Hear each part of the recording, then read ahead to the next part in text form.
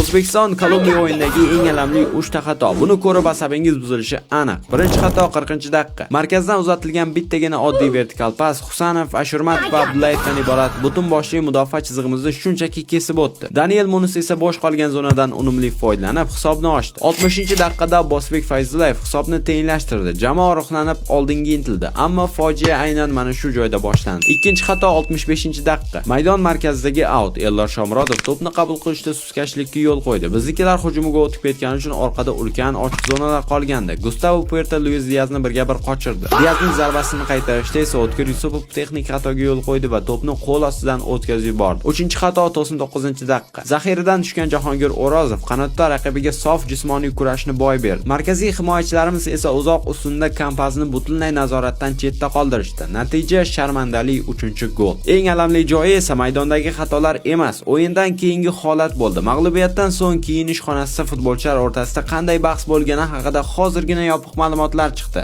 Aynan qaysi futbolchilar bir-birini ayblagani va murabbiy nima degani haqidagi to'liq insightni Telegram kanalimizga yozib qoldirdim. Telegram kanal profil biosida. Xulosa shuki, O'zbekiston gol urgandan so'ng jamoa hissiyotga berilib, himoyani esdan chiqardi. Hamma oldinga yugurib, orqani ochiq qoldirdi va eng oddiy bolalarcha xatolar sabab mag'lub bo'ldi.